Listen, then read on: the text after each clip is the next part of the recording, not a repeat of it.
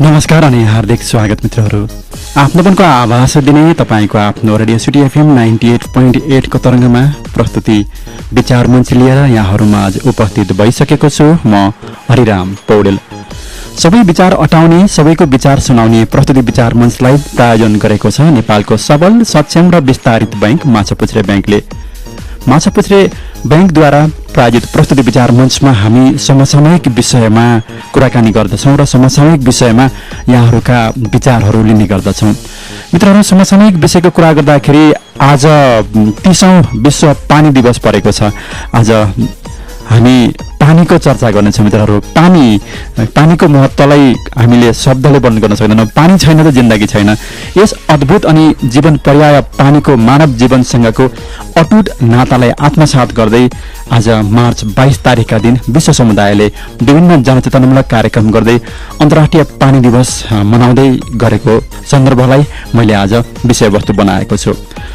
सन् 1993 देखि यस दिवसको क्रम सुरु भएको मित्रहरू र विश्वका सबै महादेश अनि देशहरूमा सुरक्षित र स्वच्छ पिउने पानीको उपलब्धता गराउने उद्देश्यका साथ यस दिवसको रूपरेखा तयार पारिएको हो। सन् 1992 मा ब्राजिलको रियो द जेनेरोमा भएको संयुक्त पर्यावरण र विकासको संयुक्त राष्ट्रसङ्घको भेलाले यस दिवसको घोषणा गरेको हो र सन् 1992 मा एजेन्डा 21 मा समाहित गरिएको जल दिवसको रूपरेखालाई आत्मसात गर्दै सन् 1993 मा प्रथम विश्व जल दिवस मनाइयो। र मित्रहरू, गलो लाग्दादेखि हलो लाग्दासम्म अपरिहार्य पानी चाहिने मानव समुदायले पानीको संरक्षणदेखि सुरक्षासम्मका लागि के गरेको छ भन्ने कुराको वृत्तान्त अहिले धेरै नदीहरूले, तटहरूले दिँदै आएका छन्। र नदीमा बगेका पानीहरू हाम्रो फोहोर बोकेर कुन्नका लागि होइनन्। प्लास्टिकले बेरिएको अनि जेलिएको बागमती अनि विष्णुमतीका किनारले काठमाडौँलाई दशकौंदेखि यही प्रश्न तेर्साइरहेका छन् मित्रहरू। मेचीदेखि महाकालीसम्म, कोशीदेखि रोसीसम्म, बबईदेखि तिनाउसम्म, बुढी खोलादेखि बुढी गण्डकीसम्म, ढाक खोलादेखि त्रिशुलीसम्म एक फेर हेरौँ हामी कतिको सक्षम छौँ त हामी पानी जोगाउनको लागि। आज विश्व पानी दिवसको सन्दर्भमा सम्माननीय राष्ट्रपति, त्यसै गरिकन सम्माननीय प्रधानमन्त्री लगायत विभिन्न व्यक्तित्वहरूले पनि शुभकामना सन्देश दिनुभएको छ र समयले साथ दिएमा उहाँहरूका शुभकामना सन्देशलाई पनि म यहाँहरूमा आज राख्नेछु मित्रहरू। र आज 30औं विश्व पानी दिवसको बारेमा पानीको चर्चा गर्नको लागि र यस वर्षको नारा उहाँको बारेमा चर्चा गर्नु अगाडि यस पानी सम्बन्धी यस वर्षको नारा, पानी दिवसको यस वर्षको नारा रहेको छ भूमिगत जलस्रोतको संरक्षण र सम्वर्धन गरौँ भन्ने नारा रहेको छ। र आज मैले एक त पानी दिवस, त्यसमाथि पनि भूमिगत पानीको सन्दर्भको कुराकानी गर्नको लागि भूमिगत जल विशेषज्ञ प्रताप सिंह तातेरज्यूलाई हाम्रो स्टुडियोमा निम्ति आएको छु। प्रताप सर, स्वागत छ यहाँलाई प्रस्तुति विचार मञ्चमा। धन्यवाद छ हरिरामजी। हजुर, आज 30औं विश्व पानी दिवस, यो दिवसको सार्थकता के हो? यो दिवसको महत्त्वलाई यहाँले चाहिँ कसरी दर्शाउनुहुन्छ? सुरुवात यहीँबाट गरौँ न। धन्यवाद हरिरामजी। गजबको प्रश्न सोध्नुभयो, कसरी गर्ने भनेर। पानी नभए के पनि हुन सक्दैन। पानी नै जीवन हो। पानी, स्वच्छ पानी हामी खान पाएन त्यसै पनि सकिन्छौँ हामी, यो संसारै सकिन्छ। यसका पानीको महत्त्व जहिले पनि छ, थियो पनि, रहन्छ पनि। यसका यो किन बनाइयो त आजको दिवस भनेको? कमसेकम सम्झना होस्, विचार गरोस् मान्छे पानीको बारेमा। किन अहिले पानीलाई माथि हामी धेरै दोहन गरेर बिगार्दै गएका छौँ। सम्झेनौँ भने त दिवसले के हुन्छ, हामीलाई सम्झाउँछ, झक्झकाउँछ। यस कारण पनि यो दिवसको महत्त्व हुन्छ। जस्तै यो वर्षको विश्व पानी दिवसको नारा ground water making the invisible visible भन्ने शीर्षक रहेको छ। यहाँ भूमिगत पानीसँगै विशेषज्ञ हुनुहुन्छ। भूमिगत पानी नै अहिलेको अवस्थामा पानीको ठुलो स्रोत बनेको छ होइन? भूमिगत पानी कस्तो हुन्छ र त्यो पानीलाई कसरी चाहिँ हामीले उपयोग गर्न सक्छौँ, अलिकति चर्चा गरौँ न। धन्यवाद। कसो छ, भूमिगत पानी संसारभरिमा सबभन्दा बढी उपयोगमा ल्याउने, प्रयोगमा ल्याउने हुन्छ। अहिलेको नारा के छ भने ग्राउन्ड वाटर मेकिङ इनभिजिबल भिजिबल, अदृश्य पानीलाई भिजिबल बनाउने हाम्रो नारा हो यसपालिको पनि। अनि हामी भूमिगत पानी भन्ने बित्तिकै जमिन मुनिको पानी जस्तो सुकै पानी रहन्छ, त्यसलाई हामी भूमिगतै पानी भन्नुपर्छ।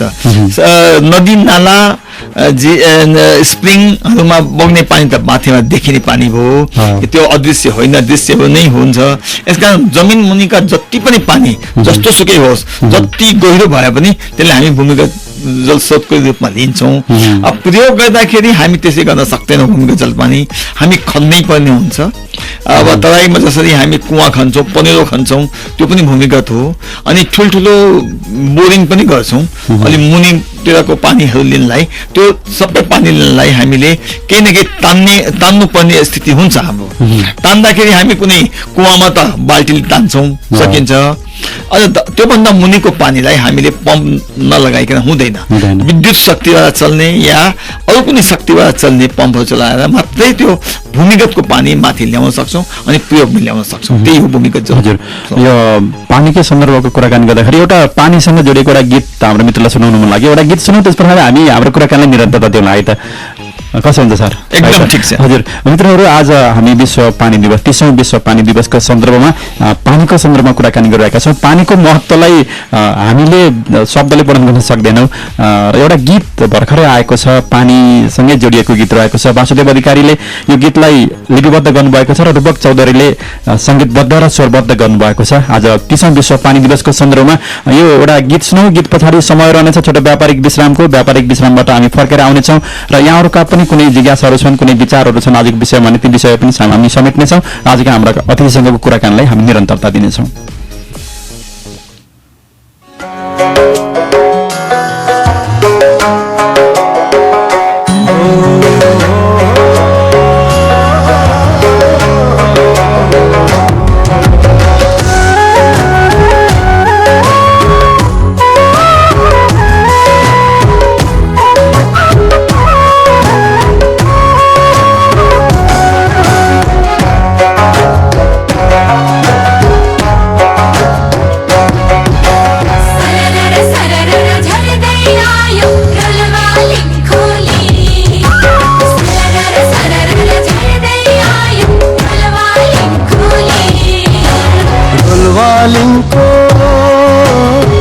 रोलवालिङको पाखै पाखा झर्यो हिउँ खोली। रोलवालिङको पाखै पाखा झर्यो हिउँ खोली। हिउँ खोलीमा मिसिँदै गो, हिउँ खोलीमा मिसिँदै गो सङ्गीतको टोपी। हिउँ खोलीमा मिसिँदै गो सङ्गीतको बोली।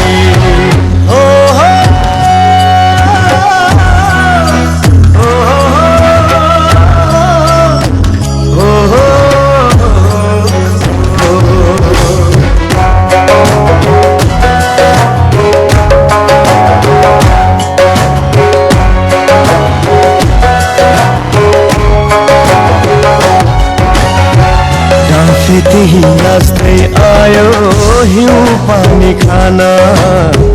थोपा थोपा पानी खोज्छन् बगी अन्तै जान।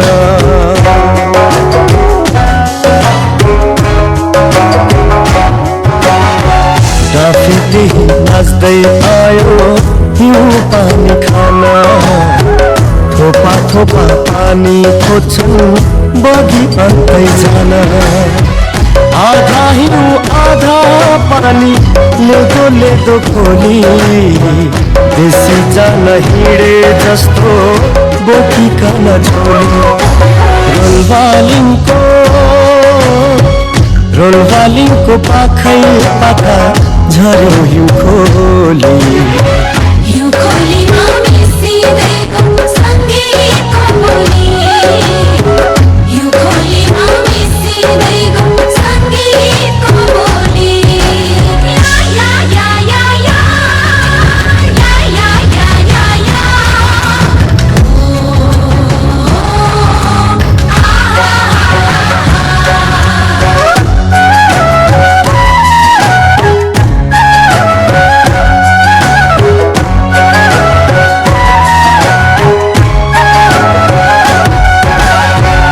आधा जिउ सेतो जस्तो आधा मैलो जस्तो। हिउँ खोली तिम्रो गति आधा मरो जस्तो।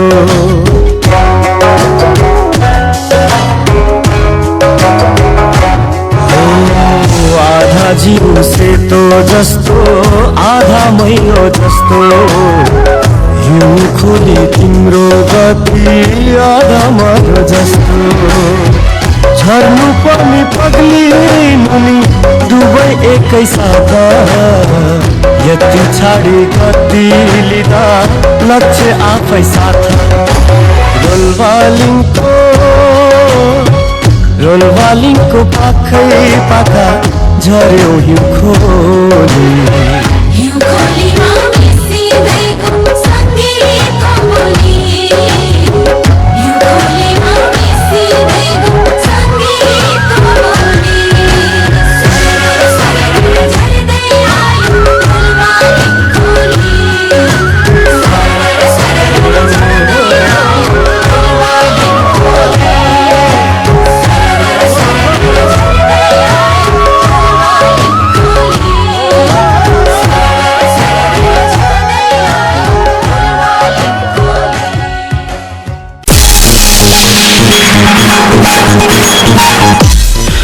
प्रस्तुति विचार मञ्चमा पनि स्वागत छ मित्रहरू। विचार मञ्चलाई प्रायोजन गरेको छ नेपालको सबल सक्षम र विस्तारित ब्याङ्क माछापुच्छ्रे ब्याङ्कले। माछापुच्छ्रे ब्याङ्कद्वारा प्रायोजित प्रस्तुति विचार मञ्चमा हामी समसामयिक विषयमा कुराकानी गर्दछौँ र समसामयिक विषयमा यहाँहरूका विचारहरू पनि लिने गर्दछौँ। समसामयिक विषयको कुरा गर्दाखेरि आज 30औं विश्व पानी दिवस रहेको छ र यस वर्षको नारा रहेको छ ground water making the invisible visible भन्ने नाराका साथ विश्वभरि नै यो दिवस मनाउन गइरहेको सन्दर्भमा आज सम्माननीय राष्ट्रपति विद्यादेवी भण्डारीले पनि एउटा शुभकामना सन्देश दिनुभएको छ। उहाँको शुभकामना सन्देश लामो छ, अलिकति उहाँको शुभकामना सन्देश यहाँहरूमा बाँड्न गइरहेको छु। सम्माननीय राष्ट्रपति विद्यादेवी भण्डारीको शुभकामना सन्देशमा भनिएको छ विश्व पानी दिवस 2022को अवसरमा सम्पूर्ण नेपाली दिदीबहिनी तथा दाजुभाइहरूमा पानीका स्रोतको संरक्षण र पर्यावरण सन्तुलनमा योगदान गर्न प्रेरणा मिलोस् भन्ने शुभकामना व्यक्त गर्दछु भनिएको छ। र पानी र प्रकृतिसँग प्राणी र जगतको अस्तित्व गाँसिएको छ। पृथ्वीमा जीवको उत्पत्ति नै पानीभित्र भयो र प्राचीन मानव सभ्यताहरू नदी किनारमा विकसित भयो। वर्तमान अवस्थामा आइपुग्दा जीवनको अस्तित्व जगाउन प्रकृति र पानीको संरक्षण गर्ने मानव सभ्यताका निमित्त चुनौती भएको छ भनिएको छ। र उहाँको शुभकामना सन्देशमा भनिएको छ भूमिगत जलस्रोतको अति दोहन र शहरी क्षेत्रमा निर्माण गरिएका पक्की संरचनाका कारण पुनर्भवनमा अवरोध उत्पन्न भएका कारण जमिन मुनिको पानी सतह निरन्तर घटिरहेको छ। यसै गरी अव्यवस्थित मानव बस्ती र बढ्दो औद्योगिकीकरणका कारण भूमिगत जलस्रोत प्रदूषित हुँदै गएको छ र भविष्यमा आउन सक्ने जल सङ्कटको चुनौतीलाई मध्यनजर गर्दै भूमिगत जलस्रोतको पुनर्भवनका लागि जलाधार क्षेत्रहरूको संरक्षण गर्ने तथा ग्रामीण क्षेत्रमा आहाल पोखरी र ताल तलौवाहरूको निर्माण गर्ने जस्ता परम्परागत विधिको सम्वर्धन गर्नुपर्दछ। शहरी क्षेत्रमा वर्षातको पानी मार्फत पुनर्भवनको विकल्प सहितका पूर्वाधार निर्माण गर्न सम्बद्ध सबैले अग्रसरता लिनुपर्छ र सबै भूमिगत पानी पुनर्भवनमा सहयोग गर्ने विभिन्न प्रजातिका फलफूल तथा बोट बिरुवा रोप्ने कार्यालय देशव्यापी अभियानका रूपमा सञ्चालन गर्दै द्रुत जलप्रवाह हुने भूगोलमा चेक ड्याम लगायतका नवीन प्रविधिको प्रयोगद्वारा भूमिगत पानीको पुनर्भवन कार्यलाई प्रोत्साहन गर्ने आह्वान गर्दछु भनिएको छ। त्यसै गरिकन अन्तिममा उहाँको शुभकामना सन्देश भनिएको छ भूमिगत जल भण्डारमा वृद्धि गरी हरेक नागरिकसम्म स्वच्छ पिउने पानीको पहुँच विस्तार गर्न सकिन्छ र किसानहरूलाई सिंचाइको पहुँच उपलब्ध गराउन कृषि उत्पादन वृद्धि गर्दै खाद्य सुरक्षा सुनिश्चित गर्न सकिन्छ र पानीको संरक्षण र सदुपयोग मार्फत दिगो विकासका लक्ष्य परिपूर्ति गर्दै समृद्ध नेपाल सुखी नेपालीको साझा राष्ट्रिय आकांक्षा हासिल गर्न विश्व पानी दिवसले प्रेरणा प्रदान गरोस् भन्ने शुभकामना व्यक्त गर्दछु भनेर सम्माननीय राष्ट्रपतिले आज विश्व पानी दिवसको सन्दर्भमा दिनुभएको शुभकामना सन्देशमा उल्लेख रहेको छ। त्यसै गरी सम्माननीय प्रधानमन्त्री शेरबहादुर देउवाको शुभकामना सन्देशको केही अंश पनि म यहाँहरूमा आज राख्दैछु। सम्माननीय प्रधानमन्त्री शेरबहादुर देउवाको शुभकामना सन्देशमा भनिएको छ आज 22 मार्च 2022का दिन भूमिगत जलस्रोतको संरक्षण र सम्वर्धन गरौँ भन्ने नाराका साथ विश्व पानी दिवस मनाइँदैछ र यस अवसरमा म सबैमा हार्दिक शुभकामना व्यक्त गर्दै भूमिगत जलस्रोतको संरक्षण र सम्वर्धनमा आफ्नो क्षेत्रबाट योगदान पुर्याउन सबैमा हार्दिक आह्वान गर्न चाहन्छु भनिएको छ। त्यसै गरी देशमा सङ्घीय शासन व्यवस्था लागू भए पश्चात एकीकृत जलस्रोत व्यवस्थापन पानीको न्यायोचित र समुचित व्यवस्थापन स्रोतको समानुपातिक वितरणलाई मूल ध्यानमा राखी जलस्रोत नीति 2077 तयार भई कार्यान्वयनमा आइसकेको छ।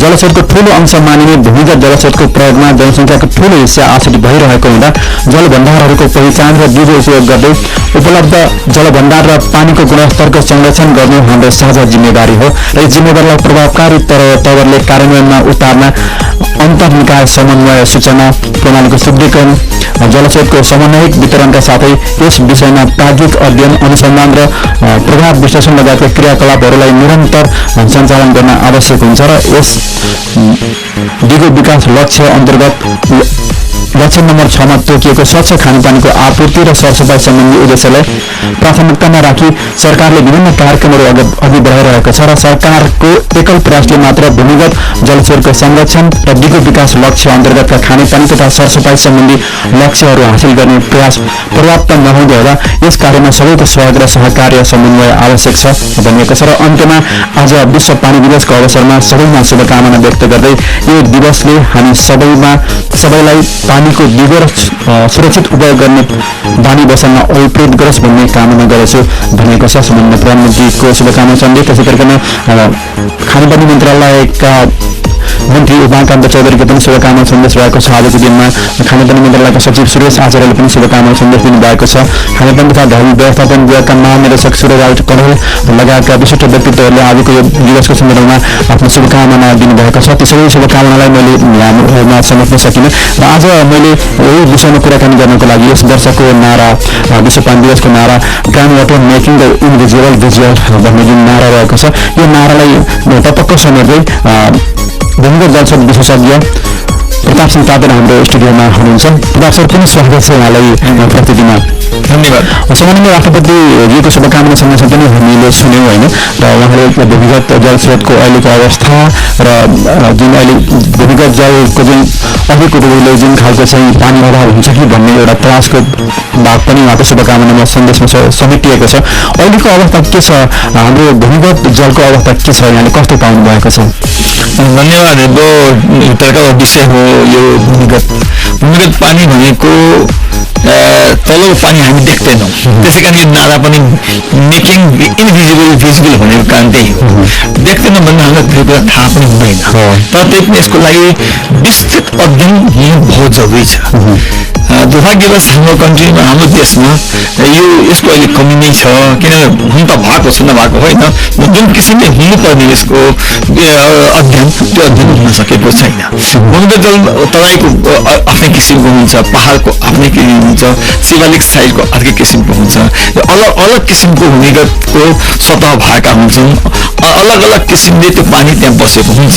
यसकारण अब बढी दोहन कहीँ बढी दोहनले पनि समस्या निम्त्याउँछ ननिम्त्याउने होइन तर अहिले त्यस्तो स्थिति मैले त मेरो आफ्नो अध्ययनले के देखेको छ भने सबभन्दा बढी दोहन भएको काठमाडौँ उपत्यका नै हो। काठमाडौँ उपत्यकामा पनि त्यस्तो खास अहिलेसम्म देखिएको छैन कुनै पानी तल गएको देखिएको छैन र यहाँ मान्छेहरूको के दिमागमा के हुँदो रहेछ भने कुवा भयो सानसाना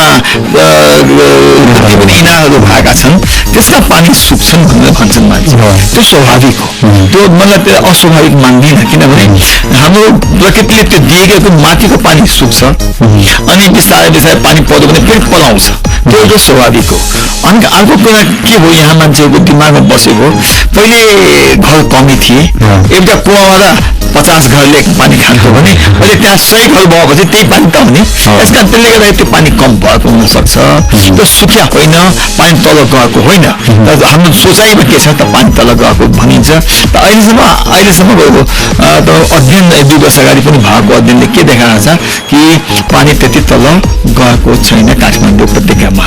त्यसै गरी तराईको क्षेत्रमा पनि अहिले यसो हेर्दाखेरि तराई त खानी नै हो भन्छु म पानीको खानी भन्छु त्यहाँ पानी भित्र बढिया हुन्छ त्यहाँ पनि अहिलेसम्म त्यस्तो देखिया छैन कि पानी तल गएको छ कुनै ठाउँमा हुन सक्छ त्यसका कारण थुप्रै हुन्छन् त्यो कारण हामी अध्ययन गरेनौँ भने अलिकति बढी दोहन भएर पानी तल गएको भने यो मिथ्या हुन्छ गलत इन्टरप्रिटेसन हुन्छ यसकारण अलिक विचार गरेर नै हामीले सोच्नुपर्ने हुन्छ भएको हो कि होइन भनेर त्यो अध्ययनै गर्नुपर्ने हुन्छ। उहाँले यदि भनिरहँदाखेरि केही विज्ञहरूले होइन कुनै कतिपय समाचार पत्रहरूमा मैले पढेको थिएँ यहाँले भन्नुभयो पानीको सतह घटेको छैन काठमाडौँमा भनेर तर के समाचारहरू कस्तो आयो भन्दाखेरि जुन पानी चाहिँ हामीले भूमिगत पानी प्रयोग गरिरहेका छौँ एकदम भरपूर रूपमा र एकदम चाहिँ ठुलो सङ्ख्यामा ठुलो भोल्युममा हामीले भूमिगत पानी प्रयोग गरिरहेका छौँ। त्यसले गर्दाखेरि पानी तल झर्दैछ र काठमाडौँ नै एक हिसाबले चाहिँ भाँसिँदैछ भन्ने समाचारहरू पनि आएर एक खालको हिसाबले जनमानसमा त्रसित पनि बनेको अवस्था रहेछ। यो के हो, झुटो हो? झुटो साँचो अहिले भन्न मिल्दैन। किन एउटा कुरा अवश्य छ कि 2 वर्ष अगाडिको अध्ययन भएको छ, त्यो अध्ययनले क्लियर कट भनेको छ कि अहिलेसम्म पानी त्यति खास किसिमले घटेको छैन। हामी त्यो किसिमले अध्ययन अनुसार जानुपर्ने हुन्छ। अब भाषिनी नभाषिनी भनेको त्यत्तिकै भन्न सकिन्न, त्यसको लागि पनि अध्ययन भइरहेको छ अहिले, नभएको होइन। तर मैले बुझे अनुसारको अहिलेसम्म काठमाडौँ उपत्यकामा जति बोरिङ भएका छन् त्यसमा पानी तल गएको म खास देख्दिनँ। त्यसकारण अहिले त्यति त्रास पनि हुँदैन। तर एउटा के हो भने यसको प्रपर अध्ययन पनि हुनुपर्छ अनि यसलाई म्यानेज गर्ने तरिकाहरू जान्नुपर्ने हुन्छ। जुन कि हामीका म्यानेज गर्ने तरिकाहरू अहिले एकदमै कमजोर छ।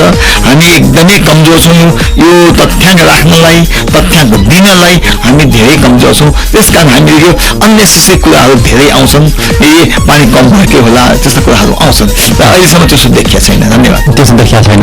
हजुर मित्रहरू, आज हामी विश्व पानी दिवसको सन्दर्भमा यही विषयलाई विषयवस्तु बनाएर कुराकानी गरिरहेका छौँ र आज हामीसँग कुराकानी गर्नको लागि भूमिगत जल विशेषज्ञ प्रताप सिंह पाटेर हुनुहुन्छ।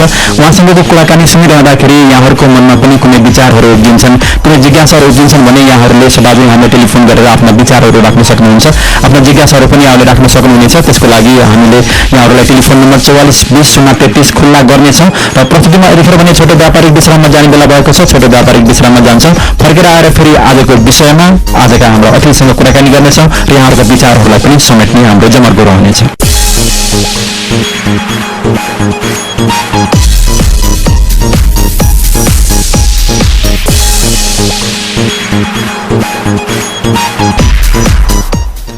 सबल उत्कृष्ट अनि विस्तारित बैंक माछापुच्छ्रे बैंकद्वारा प्रायोजित प्रस्तुति विचार मञ्चमा पुनः स्वागत छ मित्रहरू। विचार मञ्चमा हामी समसामयिक विषयमा कुराकानी गर्दछौँ र समसामयिक विषयमा यहाँहरूका विचारहरू पनि लिने गर्दछौँ र समसामयिक विषयको कुरा गर्दाखेरि आज 30औं विश्व पानी दिवस रहेको छ र आज हामी पानीकै सन्दर्भमा कुराकानी गरिरहेका छौँ र पानी पनि यस वर्षको नाराले चाहिँ जमिन मुनिको पानीलाई समेटेको छ।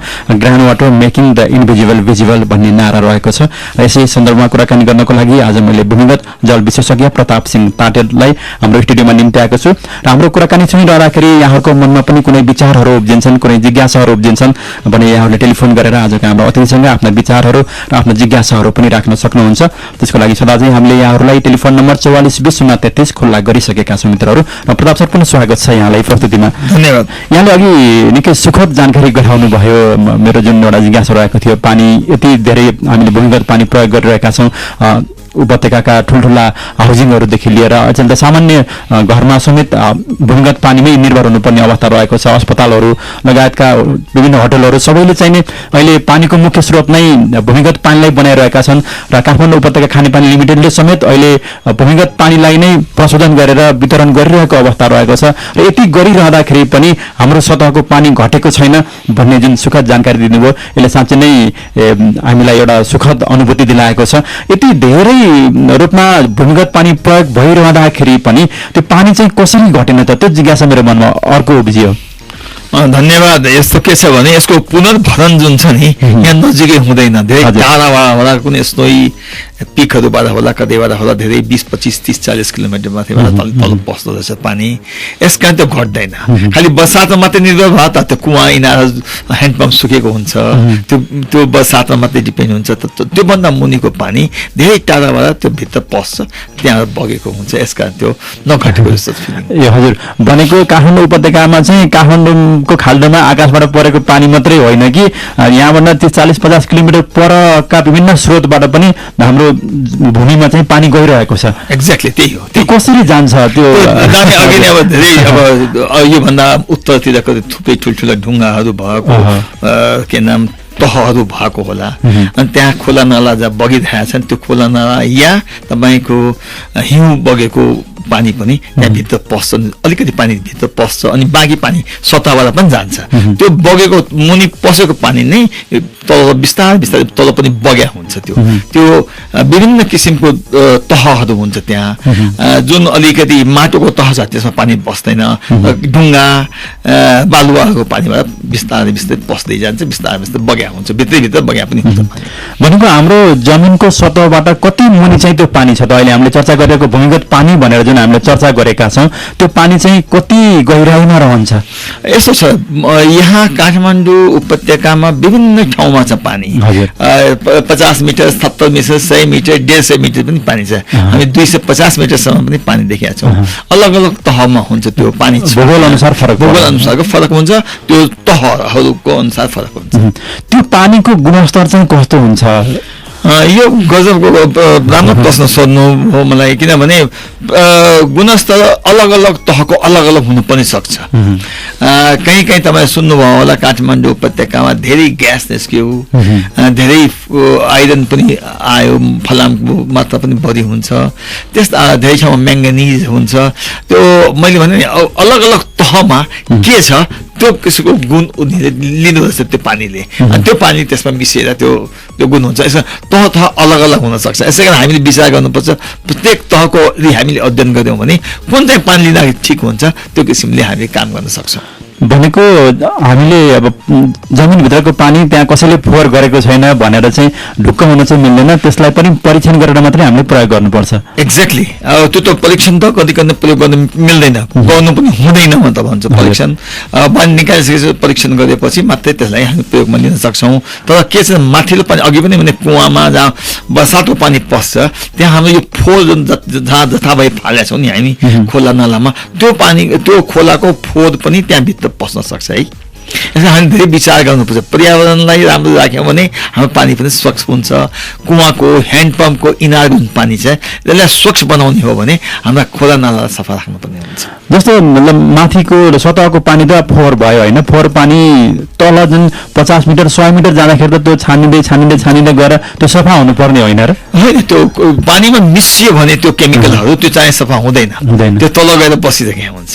त्यो फेरि अर्को रिएक्सन हुनसक्छ त्यहाँभित्र, त्यहाँ अलग अलग किसिमका त्यहाँ तहहरू हुन्छ, त्यसमा रिएक्सन भएपछि अर्को किसिमको वातावरण पनि तयार हुन सक्छ तल। त्यो भूमिगत पानी परीक्षणको कुरा आयो, परीक्षण हामीले हाम्रै घरकै विधिले गर्न सक्छौँ अथवा प्रयोगशालामै लानुपर्छ कि कसो हुन्छ?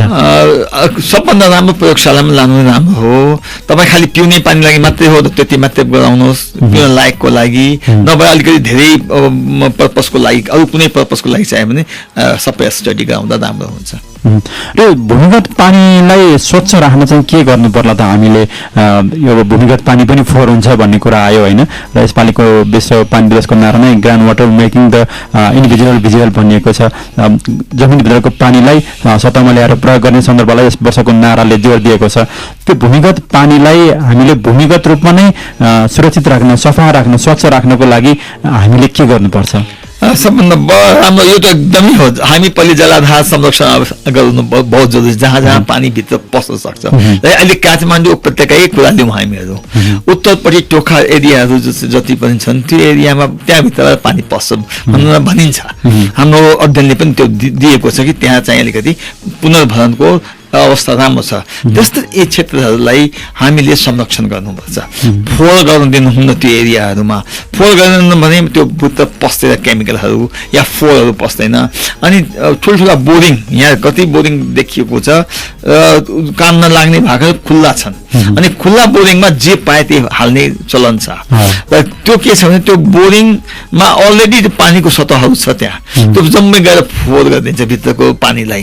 र यस्ता कुराहरूलाई अनि वातावरणीय पक्षहरू रुखहरू लगाउने, नजिकका फोहोर नगर्ने, खोला नलाउने, फोहोर फाल्नु हुन डाइरेक्टली, खोलाको पानी पनि तल पस्दो रहेछ। यी कुराहरू हामी सबै विचार गर्ने हो भने सायद हाम्रो यो अहिले जुन हामी देखिरहेका छौँ काठमाडौँमा ठाउँ ठाउँमा फोहोर पानी, बोरिङमा पानी आयो भने यो सबै त्यसैको उपलब्धि हो जस्तो लाग्छ मलाई।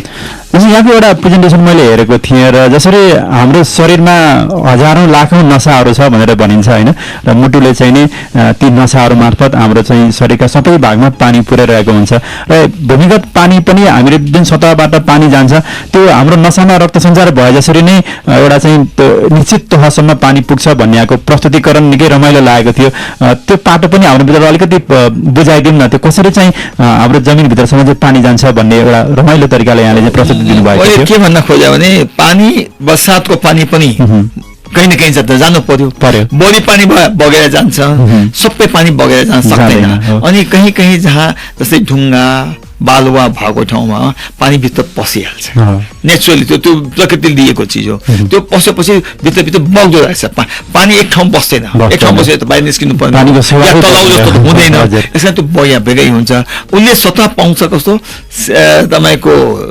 बालुवाको ढुङ्गाको सतह भयो भने त्यो भित्रभित्र बग्या हुन्छ किन त्यो बिचमा उनीहरू दुईटा ढुङ्गाको बिचमा पनि ठाउँ हुन्छ बालुवाभित्र पनि ठाउँ हुन्छ त्यहाँ बग्या हुन्छ यसमा त्यो बगै हुन्छ पानी हामी नसा जसरी बस्छ त्यही तल पनि भित्रभित्र बग्या हुन्छ पानी भनेपछि एउटा सतहमा परेको पानी त्यो लेभलसम्म पुग्नलाई कति समय लाग्ला मैले भने अगान त्यो के विचार गर्नुपर्छ भने त्यो सतह कस्तो हो त हजुर अब सतह ढुङ्गा माटोको ढुङ्गा त बालुवाको छ भने चाँडै पक्छ बालुवाको छ खालि बालुवा मात्रै छ बिस्तारै पस्छ अनि तपाईँको माटो मात्रै छ भने पस्दैन अहिले यहाँ के देखिन्छ भने जहाँ चाहिँ तपाईँको पिच भइसकेको छ पानी त जानिसक्दैन पिचबाट अनि त्यो बगेर खोलामा गइहाल्छ त्यसमा पानीलाई त्यहाँ हाल्नलाई त्यो ठाउँ हेर्नुपर्ने हुन्छ कुन ठाउँमा यसै कारण हामी के भन्छौँ भने कहीँ तपाईँ तलाउ बनाउनुपर्छ यस्तो ठाउँमा तलाउ बनाऊ जहाँ कि त्यो पानी त्यहाँभित्र पस्न सकोस् त्यो भएपछि त तलको पानी पुनर्भरण पनि हुन्छ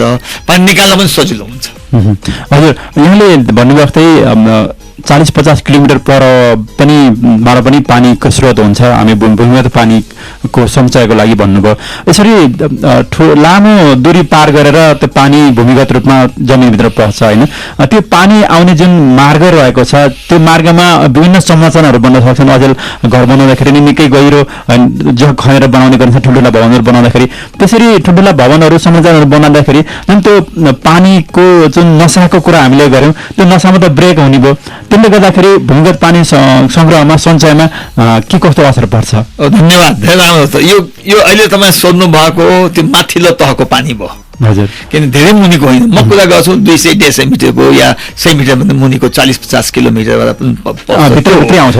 त्यहाँ काट्न सकिन्छ 40-50 मिटर काट्न सकिन्छ तर घरहरूको जुन काटिन्छ नि त्यो नसा काट्न सकिन्छ कहीँ कहीँ मतलब बन्द पनि हुन सक्छ त्यो पानी काट्दा धेरै ठाउँमा काठमाडौँ पनि देखिएको छ त्यो घर बनाउँदाखेरि जग्गाले हामी 10-15 मिटर मुनि गरेको छ भने 10-15 मिटरमा धेरै पानी बग्या हुन्छ त्यो नसा काटिन्छ अन्त बग्छ फेरि त्यो ठाउँबाट बग्न सक्दैन उत्तरतिर काट्यो भने दक्षिणतिर बस्न सक्दैन या उत्तर पूर्व पश्चिम पनि बग्न सक्छ त्यो समस्या हुन सक्छ जस्तो काठमाडौँमा थुप्रै ढुङ्गे धाराहरू छन् होइन र म जहाँ बसिरहेको छु त्यहाँ पनि थुप्रै ढुङ्गे धाराहरू थिए र सुन्दाराकै कुरा गरौँ यी ढुङ्गे धाराहरू सुके त्यो के कारणले सुके त्यही ठुल्ठुला भवनहरूले गर्दाखेरि त्यो मूलको पानीको चाहिँ एउटा प्रवाह थियो त्यसको बाटो चाहिँ अवरुद्ध भएर हो अथवा के कारण ती उपत्यकाका ढुङ्गे धाराहरू सुक्नुको कारण चाहिँ के हो त धन्यवाद त्यो ढुङ्गे धारा भनेको ठाउँ टाढाबाट ल्याएको पाइपिङ गरेर पानी ल्याएको हुन्छ त्यो कतिपय पाइपिङ गरेर ल्याएको भए अनि किन ठुल्ठुलो घरहरू बनाउँदा त्यो माथिल्लो तहको पानी मात्रै थियो पहिले त कम घरहरू हुँदाखेरि रुखले गर्दाखेरि पानी तल जम्थ्यो त्यो पानी माथिल्लो तहको पानी बग्या हुन्थ्यो अब हामीले ठुल्ठुला घरहरू बनाउन थाल्यौँ धेरै ठाउँमा रुखहरू काट्न थाल्यौँ त्यसले अब्स्टकलले त्यो सुक्या पनि हुन्छ त्यो सुक्छ पनि अब भूमिगत पानी अहिले जुन तरिकाबाट प्रयोग भइरहेको छ र अहिलेसम्म त यहाँले भन्नुभयो पानीको सतह घटेको छैन भविष्य कस्तो छ यो घट्ने सम्भावना अथवा होइन एकतिरबाट प्रयोग भइरहेको छ अर्कोतिरबाट त्यसको पूर्ति भइरहेको छ र सधैँ एउटै स्थिर बिन्दुमा रहन्छ अथवा घट्ने सम्भावना छ कि के कस्तो देख्नु भएको छ यहाँले बहुत यो तपाईँले सोध्नुभयो प्राविधिक पक्ष हो कसैले भन्ने पनि भन्न सक्दैन जबसम्म राम्ररी अध्ययन हुँदैन त्यो कसैले पनि भन्न सक्दैन किन कति पानी भित्र पस्या छ कति हामी निकालिरहेका छौँ हामीसँग तथ्याङ्क पनि छैन त्यो तथ्याङ्कलाई हामीलाई नै राख्नलाई अहिले काठमाडौँ उपत्यका व्यवस्थापन बोर्डले धेरै कोसिस गरिरहेको छ काठमाडौँ उपत्यकाको लागि अन्त कहीँ पनि छैन देशभरि अन्त केही छैन त यहाँ छ यहाँ यसै कारण अहिले लाइसेन्सिङका कुराहरू आएको कारण के छ भने कति तथ्य छ त हामी कति निकालिरहेको छ पानी त्यो बुझ्नु पनि बहुतै जरुरी हुन्छ। अनि हामी अहिलेसम्म त्यति डेप्थको अध्ययन गर्न सकेका छैनौँ।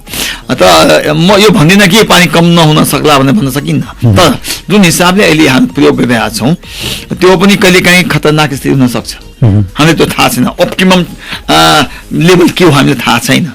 जहाँसम्म पानी अहिलेको स्थिति छ, अहिलेको अध्ययनले त्यस्तो देखिया छैन, एकदमै कम भएको देखिया छ। तर यसको मतलब यो चुपचाप लागेर बस्ने त होइन, यसको अध्ययन पनि क्रमिक रूपमा राम्ररी अध्ययन पनि हुनु जरुरी छ। अनि म समस्त जति यहाँ प्रयोगकर्ताहरू हुन्छ नि, भूमिगतको प्रयोगकर्ताहरू के भन्छु भने कमसे कम ती तथ्याङ्क सम्बन्धित निकायलाई अवश्य दिनुहोस्। त्यसले गर्दा के हुन्छ भने आउने हाम्रो जुन सन्तति छ उसलाई समस्या नहोस्। जस्तो मैले राष्ट्रपतिको शुभकामना सन्देश पनि हाम्रा मित्रहरूलाई पढेर सुनाएँ, प्रधानमन्त्रीको शुभकामना सन्देश, त्यसै गरी खानेपानी मन्त्रालयका मन्त्रीजीको शुभकामना पनि सन्देश छ। उहाँहरू सबैले पानीको सन्दर्भमा चिन्ता चाहिँ व्यक्त गर्नुभएको छ। भूमिगत पानीको स्रोतलाई चाहिँ हामीले चाहिँ सदुपयोग गर्नुपर्छ, त्यसलाई चाहिँ जगाउनुपर्छ भन्ने उहाँहरूको चिन्ता चाहिँ देखियो। यहाँले के भन्नुहुन्छ, राज्यको निकायबाट चाहिँ के कस्तो कार्य हुनु जरुरी छ त अहिलेको अवस्थामा यो भूमिगत पानी संरक्षणको लागि, यो पानी सधैँ चाहिँ निरन्तर रूपमा चाहिँ उपलब्धताको लागि राज्यले गर्नुपर्ने कार्यहरू चाहिँ के देख्नु भएको छ यहाँले? ओहो, बहुतै ठुलो प्रश्न हो यो, तर छोटोमा जवाब चाहियो। तर म पनि यो विषयमा कार्यरत थिएँ। त म के भन्दछु, नेपाल सरकारले अहिले पनि यस्तो निकाय बनाउनै पर्छ।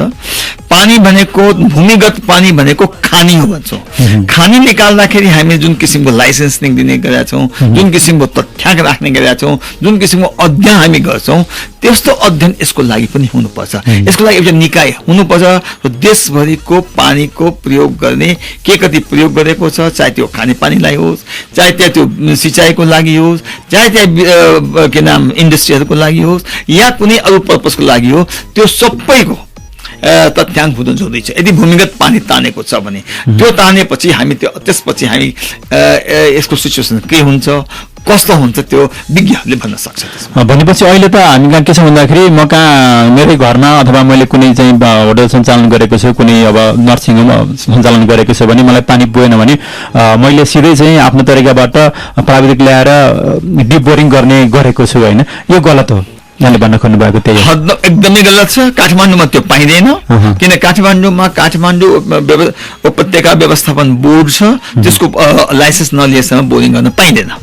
त्यो एकदम ठिक छ, गर्नै पर्ने चिज हो। त काठमाडौँ उपत्यकामा बाहिर जुन छ नि, यो अहिलेसम्म व्यवस्था भएको छैन, यसकारण भन्न सकिन्न। हुनु जरुरी छ, हुन बहुतै जरुरी, एकदम नितान्त जरुरी छ भन्छ। हजुर, अलिकति यहाँ रोटरीसँग पनि लामो समयसम्म आबद्ध हुनुहुन्छ। रोटरी डिस्ट्रिक्ट 3292 को यहाँ वाटर सेनिटेसन एन्ड हाइजिनको चाहिँ वास जुन कार्यक्रम छ डिस्ट्रिक्टको, त्यसको चेयर हुनुहुन्छ। रोटरी एउटा संसारभरि विभिन्न तरिकाबाट परोपकारी र सामाजिक कार्य गर्दै आइरहेको छ। वातावरण लगायत शिक्षा, स्वास्थ्य यावत कुराहरूमा रोटरीले भूमिका निर्वाह गरिरहेको छ। डिस्ट्रिक्ट 3292 को जुन वास कार्यक्रम छ, यसले पनि यही विषयमा काम गर्ने हो अथवा के हो, अलिकति स्पष्ट पार्दै यसले गरेका कामकाज थोरै चर्चा गरौँ न। धन्यवाद। यो एकदमै सान्दर्भिक कुरा हो कि वाटर सेनिटेसन हाइजिनको जुन सम्बन्धमा देशभरिका विभिन्न निकायले गरेका छ, त्यसमा रोटरी पनि एउटा अहिले एउटा ठुलो मेजर काम गर्न खोजेको छ। यसमा वास भनेको हामी मोस्टली इन स्कुलमा मात्रै अलिकति भेरी फोकस्ड भएका छौँ। बच्चाहरूको लागि त्यहाँका वाटर पनि चाहिने भयो, सेनिटेसन पनि चाहिने, हाइजिन बच्चाहरूको स्वास्थ्यको लागि। त यस कारण रोटरी चाहिँ मोस्टली इन तपाईँको स्कुलमा छ। त्यसपछि पनि हामी के गर्छौँ भने हामीले विभिन्न किसिमको वाटर सप्लाई सिस्टममा पनि हात हालेका छौँ। यो ट्रिटेड वाटर र वाटर होइन कि ट्रिटेड वाटर पनि जहाँ डिफ्रेन्ट कम्युनिटीलाई चाहिएको खण्डमा हामी त्यो पनि व्यवस्था गर्ने गरेका छौँ। हजुर, र अघि हामीले सरकारले गर्नुपर्ने दायित्वको कुराकानी गऱ्यौँ। देशमा थुप्रै सङ्घ संस्थाहरू छन् पानीकै सन्दर्भमा काम गर्नको लागि भनेर, रोटरी पनि एउटा अन्तर्राष्ट्रिय संस्था भयो। यी विभिन्न सङ्घ संस्थाहरू, सामाजिक सङ्घ संस्थाहरूको भूमिका चाहिँ के रहन्छ त यो भूमिगत पानीको संरक्षणको लागि, यसको शुद्धताको लागि यी सङ्घ संस्थाहरूको भूमिका पनि केही रहन्छ कि? धन्यवाद छ। यो त म त भन्नै पर्ने हो, जान्नै पनि पर्ने हो। नेपाल सरकारले भूमिगत जल सम्बन्धी जुनसुकै निकायले काम गर्दाखेरि एउटा निकाय नेपाल सरकारमा हुनैपर्छ। त्यसको सबै फिडब्याक नेपाल सरकार जानुपर्ने हुन्छ। अघि नै भने पानी खाने नै हो। यसकारण सबै कुरा कस्तो छ के छ सबै कुरा राम्ररी गर्ने हो भने सायद अहिले डिफ्रेन्ट निकायले विभिन्न एनजिओहरूले गरिरहेको छ नि त्यो एउटा व्यवस्थित रूपमा जान सक्छ। कहाँ गर्नुपर्छ कहाँ गर्नु हुँदैन त्यो सबै कुरा थाहा हुन सक्छ त्यसरी। अनि अन्तिममा पनि छौँ, समय थोरै बाँकी छ। आज विश्व पानी दिवसको सन्दर्भ खेलाइरहँदाखेरि अहिले हामीले जुन पानी प्रयोग गरिरहेका छौँ, हामीले खाने पानी यति प्रदूषित छ र जारमा हामीले महँगो शुल्क किनेर खाने पानी समेत उत्तिकै प्रदूषण रहेका छन्, उत्तिकै अस्वास्थ्यकर रहेका छन्। यी अस्वास्थ्यकर पानी हामीले खानु परिरहेको जुन बाध्यता रहेको छ यसलाई चाहिँ यहाँले कसरी लिनुहुन्छ? हामीले कसरी स्वच्छ पानी पिउन सक्छौँ? बहुत गजब प्रश्न हो। नेपाल सरकारले रोक्न सकिरहेको छैन। विभिन्न किसिमको जार अहिले 15 रुपियाँदेखि 50 रुपियाँ पनि बिक्छ, कोही 100 रुपियाँ जार बिक्छ। 15 रुपियाँमा के पानी पाउँछ र 20 लिटर पानी पाउँछ त्यो हामी सोचौँ आफै पनि। हामी पनि सोच्न चाहँदैनौँ किनभने हाम्रो के गल्ती के छ, हामीसँग पानी छैन, जस्तो सुकै पानी लिनु पर्यो नि त, बाध्यता छ। यो देशले पनि सरकारले पनि हेर्नुपर्ने यस्ता कुराहरू। विभिन्न निकाय छन् चेक गर्ने, यो चेक गर्दा पनि नगर्न सकिने जस्तो मैले देखेको छु यहाँ नेपालमा। यसमा अलिकति awareness is very important. Advocacy and awareness अब बहुतै जरुरी भएको छ। यो जबसम्म हामी गर्दैनौँ प्रपरली तबसम्म यो समस्या रहन्छ। हामी चाहिँ ट्रिटेड वाटर भनेर लेखेको छ तर त्यसमा केही पनि हुन्न, हामी त्यतिकै खानुपर्ने बाध्यता छ। हामी आफ्नो रोग निम्त्याउँछ। त्यही पानी पनि भूमिगत रूपमा सिधै निकालेर जारमा भरिएका दृश्यहरू समाचारहरू हामीले पढ्दै आइरहेका छौँ। जमिनभित्रको जुन पानी छ त्यो पानीले सिधै जारमा भरिन्छ, बोतलमा भरेर हामी कहाँ आइपुग्ने गरेको छ। एकदम ठिक छ, एकदम करेक्ट कुरा लेख्या हो त्यो। म किन मैले पनि देखेँ, रोक्न पनि कसैले चाह्यो भने म एकपल्ट एक ठाउँमा जाँदाखेरि चेक गर्ने जाँदाखेरि त मलाई त तपाईँले मारिदिन्छु यहाँ नआउनुहोस् भनेर पनि भने हो। र त्यो यस कारण के हुन्छ, त्यो रोक्न पनि नसकिने हुन्छ क्या। यो कसको हातमा छ के छ यो भन्ने गाह्रो भयो। राज्य संयन्त्र अलिक बलियो हुनु पर्यो। राज्यले चाह्यो भने त सक्ला नि त, हामी एउटा व्यक्तिले पनि सकिएन त। 100% राज्यले चाह्यो भने के हुँदैन, हरेक चिज हुन्छ। इच्छा शक्ति भयो भने राज्यले रोक्न सक्छ त्यो। जुन जनस्वास्थ्यले प्रतिकूल असर पर्ने पानी हामीले पिइरहेका छौँ, त्यसको लागि यहाँहरू जस्तो अभियन्ताहरूको मात्रै प्रयासले भएन, राज्य संयन्त्र नै परिचालित गरेर नागरिकको स्वच्छ पिउने पानी प्रयोग गर्नुपर्ने जुन अधिकार हो, संवैधानिक अधिकार जुन रहेको छ, मौलिक हकले नै हामीलाई व्यवस्था गरेको अधिकार छ, त्यो अधिकार सुनिश्चितताको लागि पनि राज्यको दायित्व उत्तिकै महत्त्वपूर्ण रहेको छ। 100% राज्यको दायित्व पनि रहन्छ। एउटा मैले अघि नै भने हामीले आफ्नो जनतालाई पनि अवेर गराउनु पर्यो नि। यस्तो पानी खानुहुन्न, यसले के बिगा, यो सबै राम्ररी थाहा हुनुपर्ने सबै जनतालाई, अनि मात्रै अझ बेटर हुन्छ। त्यसो भए अन्तिममा छौँ हामी। अन्तिममा यो भूमिगत पानीको जुन सन्दर्भ आज हामीले केलायौँ, मैले सोध्न छुटाएको तर भन्नुपर्ने कुरा केही छ कि मैले प्रश्न राख्न कतै छुटाएँ कि केही छ? प्रायः लिनुभयो त म एउटा मात्रै कुरा के रहन्छ, भूमिगत पानी एकपल्ट तपाईँको बिग्रियो भने सधैँको लागि बिग्रिया हुन्छ, गर्न सक्दैन। ठुलो परिमाणमा बिग्रिन्छ, ठुलो परिमाणमा बिग्रिन्छ, त्यो पानी काम नलाग्न सक्छ, त्यो तहको पानी खत्तमै हुन्छ, खान लायक पनि हुँदैन। यसकारण म सबैसँग एउटा अपिल मात्रै गर्छु, फोहोर नगरौँ। हाम्रो पानी जुन भित्र पस्छ त्यसलाई फोहोर नगरौँ, फोहोर एक ठाउँमा राखौँ, जता हामी नकाम गरौँ। बरु सकिन्छ हाम्रा खोला नालामा नफालौँ फोहोर, त्यो खोला नालाको पानी पनि भित्र पस्या हुन्छ। यसकारण मेरो त आफ्नो अपिल हुन्छ सबैसँग कि पानी जहाँसम्म सफा राखौँ, फोहोर नगरौँ। वरिपरि जहाँ पानी पस्छ त्यहाँ फोहोर नगरौँ, जहाँ बोरिङहरू खुल्ला छ त्यसलाई बन्द गरिदिउँ राम्ररी, त्यसमा फोहोर नफालौँ। त्यसले गर्दा हामी कमसेकम आफ्नो सन्ततिको लागि त्यो पानीलाई बचाउन सक्छौँ। र एउटा अध्ययनले के देखाएको छ भन्दाखेरि आज हामीले गर्ने व्यवहारले चाहिँ नि यहाँले भन्नुभएको थियो हाम्रो चाहिँ छोराभन्दा पनि अब नाति पलातीलाई समेत असर गर्छ भन्ने पनि सुनेको छु। सत्य हो यो? एकदम सत्य। आज हामीले गरेको व्यवहारले गर्दाखेरि एकदम सत्य हो। पानीमा हामी दुःख पाउँछौँ। हजुर, आजभन्दा 20-25 वर्ष पहिलेको काठमाडौँ भ्याली, 30 वर्ष पहिलेको काठमाडौँ उपत्यका पानी र अहिलेमा धेरै फरक। बागमतीको पानी मजाले भएर खाना पिउन सकिन्छ। यो बिगार्नेको हामी नै हो, हामी नै बिगार्यौँ, आज यो दुःख पाइरहेको छौँ। अब पछि आउने त नाति पनातिको टाइममा अझ नराम्रो स्थिति हुन सक्ने सम्भावना म देख्छु। त्यसले गर्दाखेरि आज नै हामीले सचेतता अप्नाउनु पर्यो, आजै विचार गरौँ। यसै कारण यो पानी दिवस के भन्छ, तपाईँ हामी सबैलाई सचेत गराउनलाई यो एक दिनको दिवस मनाइएको जस्तो लाग्छ मलाई लाग्छ। र अन्तिममा छौँ आजको यो दिवसको सन्दर्भमा हाम्रा मित्रहरूलाई, हामीलाई सुनिरहनु मित्रहरूलाई यहाँले के सन्देश दिन चाहनुहुन्छ? म त एउटै सन्देश स्वच्छ बसौँ, स्वच्छ पानी खाउँ, अनि जहाँसम्म फोहोर पानी पिउने नकिनौँ।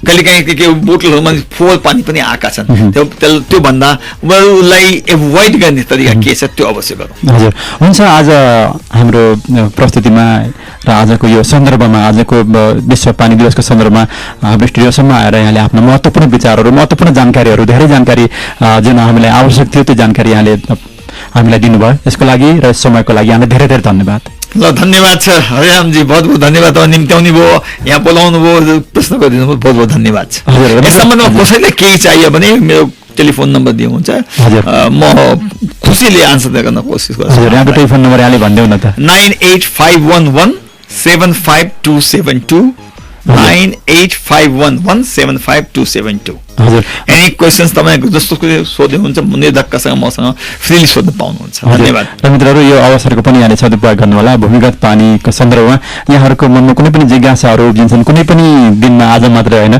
कुनै पनि दिनमा त्यस्ता कुनै जिज्ञासाहरू उब्जिन्छन्, कसो होला त भन्ने यहाँको मनमा लाग्छ भने उहाँलाई टेलिफोन गरेर आफ्नो जिज्ञासाहरू सदाको लागि निराकरण गर्न सक्नुहुन्छ। प्रस्तुतिको हामी अन्तिममा छौँ र आज हामीलाई सुनेर साथ दिने सम्पूर्ण मित्रहरूलाई पनि धेरै धेरै धन्यवाद व्यक्त गर्छौँ।